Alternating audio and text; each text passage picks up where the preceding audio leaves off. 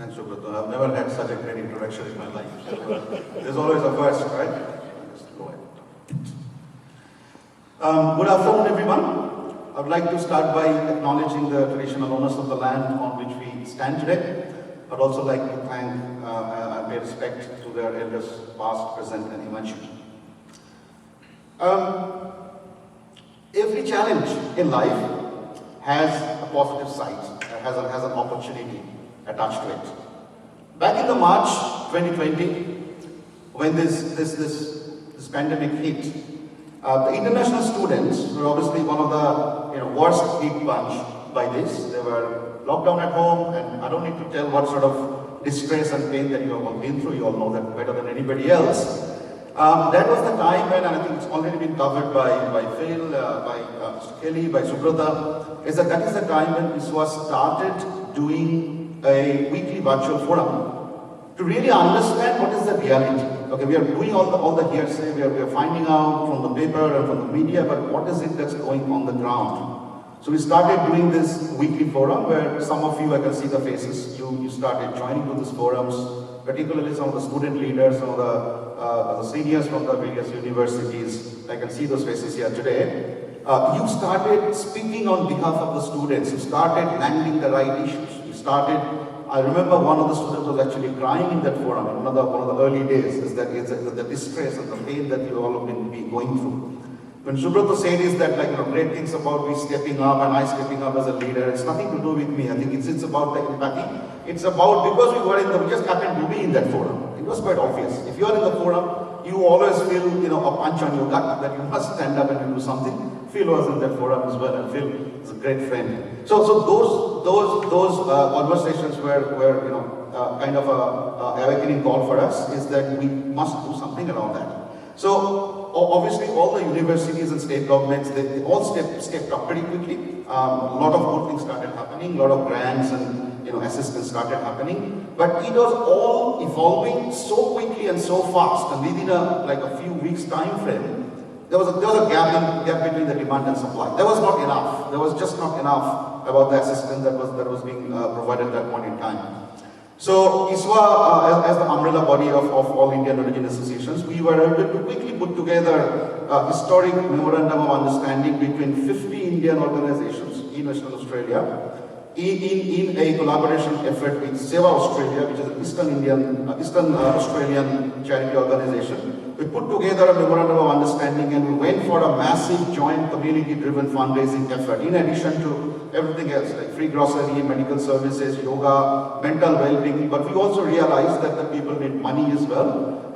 Money for mundane things, like just for paying rents, very simple and very basic, but that's what they're stuck. Living expenses, paying their phone bills, paying this bill and that bill, they were all stuck and they couldn't go out, they didn't have a job. Academic fees and all of that, they were getting a lot of support. By then they're getting a lot of support from the universities anyway, but they still had some basic problems that were there. So we did a community fundraising, we raised some money, and we sort of successfully able to distribute that. But while we have been doing all of that, like I said, that with every challenge comes an opportunity. So what was the opportunity here?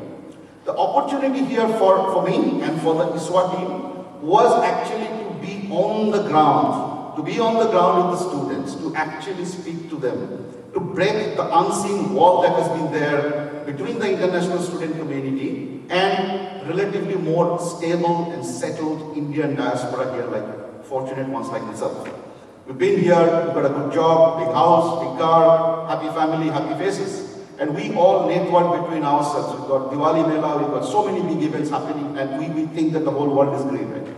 But at the same time, we knew, but we realized there are 5,000 plus Indian international students in this state. We realized that, and we took it by heart, and we started thinking is that there is a class sitting, and when we were on the ground, like there are dark evenings when ISWA team members and volunteers actually going to universities and colleges and distributing some groceries and food and talking to them, understanding what is the problem that we're facing.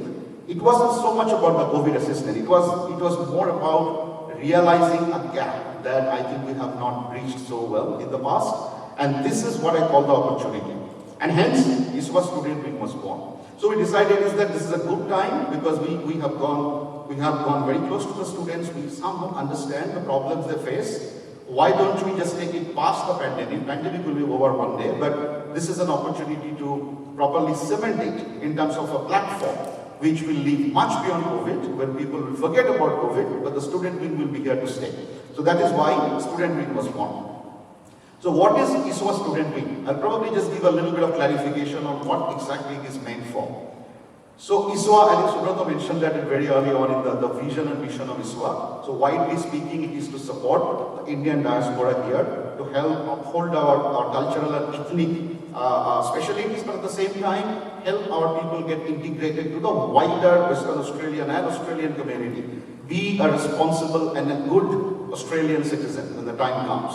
That is what ISWA strives for. And in doing that, there are some focus areas which by ISWA's constitution and strategic roadmap, we are bound to go for, which are women, seniors, student and youth. These are the three focus areas which is as per the ISWA strategic roadmap that we must do something about it. We have been serving students and youth in the past for several years.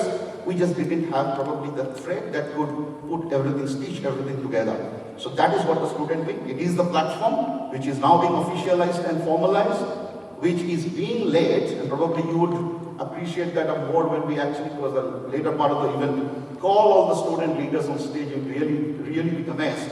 But the fact that it is actually being laid and driven by the student leaders, by the student, for the student, what Supriya said. We obviously mentoring and guidance, resource and funding and energy from the seniors, like ourselves in the ISWA team.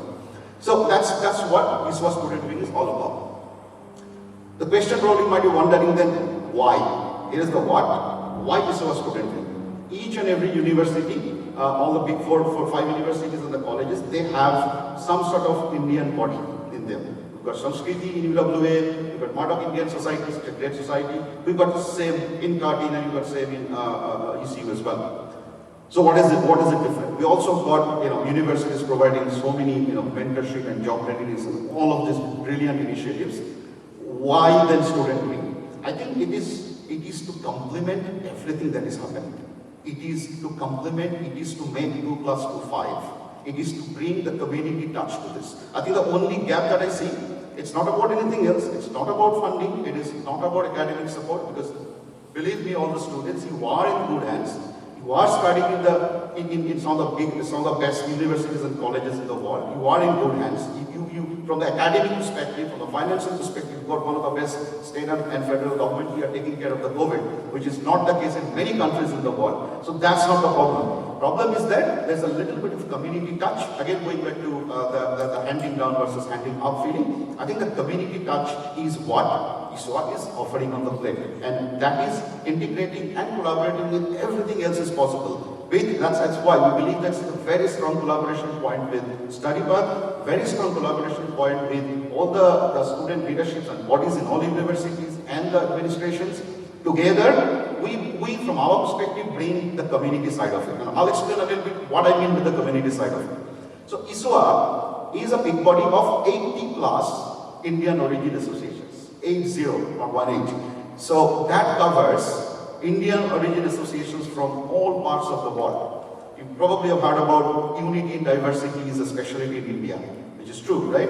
80 different organizations, probably not 80, but 30 to 40 different languages being spoken, completely different food style, completely different customs and preference and way of working and way of life.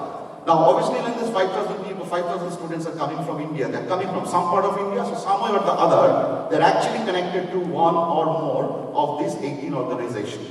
I think the beauty of the student wing is that you're bringing, almost like they say, they're bringing the mountain to Muhammad, right? We're basically trying to bring the entire community to the students, because we have access and we have got that sort of empowerment given to us by all of these 18 associations because of the big body. We are actually elected by these 80 association presidents, this management committee of ISWA. So we have been given that empowerment to actually bring all of these communities together to you. So if you are Gujarati, you are Maharashtrian, you are Bengali, you are from South India, you are from anywhere in India, there are strong 20, 30, 40, 50 years old community organizations in this state that you probably know or you probably are not aware of. So ISWA would sort of give that platform to you as well, to connect you up there, in addition to everything else that is there. The mentorship program and all of that, I will not steal the thunders from my subsequent speakers, but just to very lightly touch on is that when we talk about this, obviously it doesn't stop at community. So the mentorship program, again, there will be some uniqueness to it, more from the community side. But then we will need a lot of help and support, and I've already spoken to Phil and Study Perth. We'll need a lot of guidance. We are a community organization, and even though we all have our personal work experience and all of that, but as an organization, we are probably venturing into an unknown territory. We have never done this. We have never run such a scale of a mentorship program. So we will need all the help in the world, we will need all the guidance, we will need all the support, and I will probably go knocking on various doors from now on. But I will leave some of this detail to my subsequent speakers. I just wanted to probably finish with thanking a couple of people that I think I must do today. So I would like to acknowledge Mr. Rakesh Khan. So Mr. Rakesh Khan is the ISWA Management Committee member, and he is the chair of the ISWA Student Wing. So in Rakesh Khan's leadership, a lot of great things are happening in the early days of the Student Wing, and I really think and I believe that this will go far away from here. Also, I would like to acknowledge Justin, Yash, Nick, and Dr. Papuri Boga from the ISWA side for really threading this big event at the background without most of us not even worrying about how to organize all of this. So I think they deserve a big round of applause for that as well. And